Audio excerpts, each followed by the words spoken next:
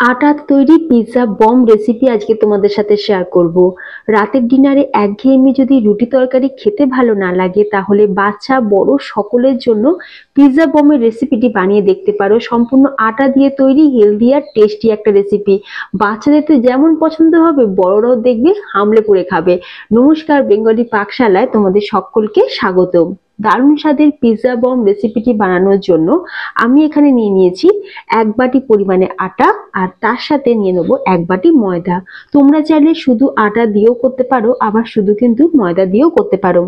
আমি দুরকম মিশিয়ে করছি। স্বাদ অনুযায়ী লবণ দিয়ে দিলাম, আর দিয়ে দিচ্ছি 1 চামচ বেকিং পাউডার। এর সাথে দিয়ে দেবো 3/4 কাপ পরিমাণে টক দই। টক দইটা যাতে একদম ফ্রেশ থাকে সেটা একটু দেখবে, যেন অনেক দিনের পুরনো টক দই না হয়। এখন আমরা টক দই খুব ভালো করে এই আটার সাথে মেখে নেব। খুব ভালো করে প্রথমে মিশিয়ে নিলাম। টক দইটা আটার সাথে খুব ভালো করে মেখে নেওয়ার পর দেখবে এইরকম একটু ঝুড়ো ঝুড়ো মতন হয়ে যাবে।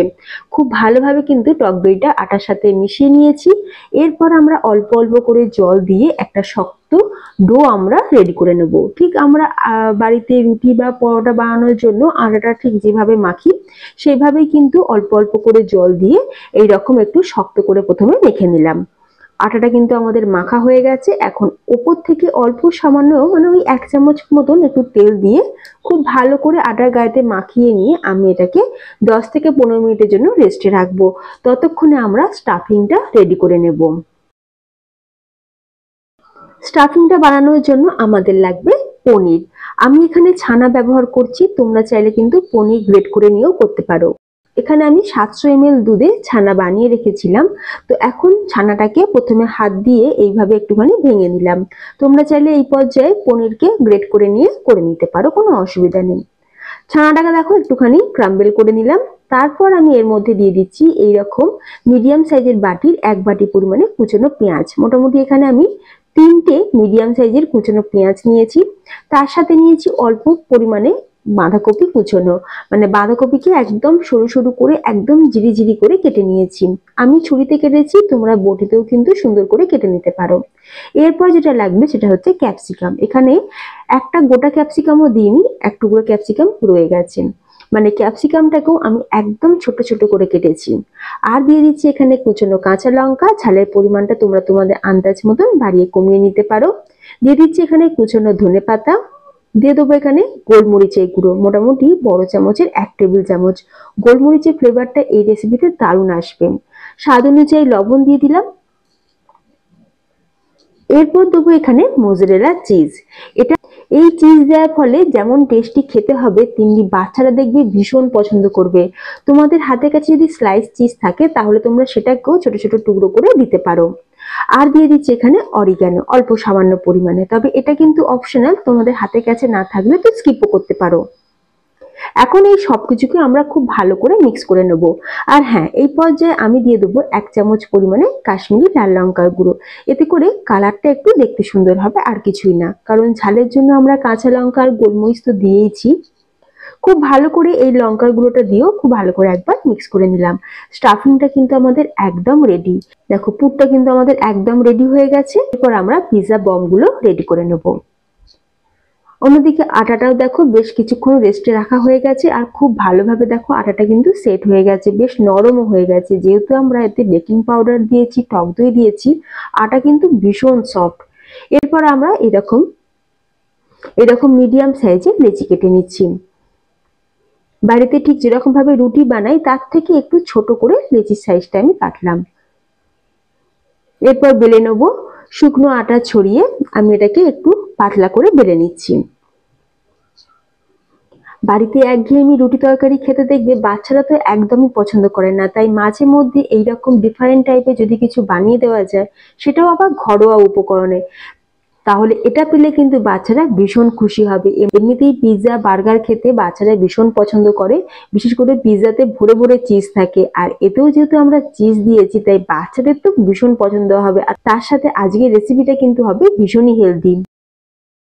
এটা বেলা হয়ে যাওয়ার পর মাঝখানে আমরা পুরটাকে দিয়ে এইভাবে মুড়ে দিচ্ছি। ঠিক এইভাবে একটা সাইড থেকে অন্য একটা সাইডে এনে মুখের দিকটা এইভাবে একটুখানি ঘুরিয়ে মুড়ে দিলাম। ব্যাস একই রকম ভাবে কিন্তু আমি সবগুলোকে রেডি করে নেব। এই যে দেখো ঠিক এই রকম। যেহেতু আমরা পিৎজা বম বানাবো সেই জন্য আমি কিন্তু এগুলোকে এইভাবে রেডি করে নিচ্ছি।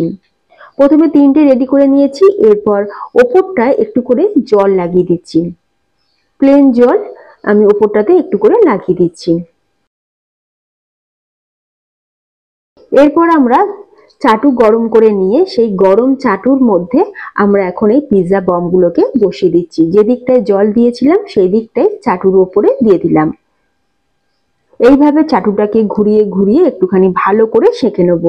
একটুখানি চারিদিকটা ঘুরিয়ে নেওয়ার পর যেহেতু গ্যাসের আঁচটা কিন্তু একদিকে থাকে, তাই চারিদিকটা একটু ভালো করে ঘুরিয়ে নিয়ে এখন চাপা দিয়ে আমি এটাকে ওই 30 থেকে 40 সেকেন্ড মতন রাখবো।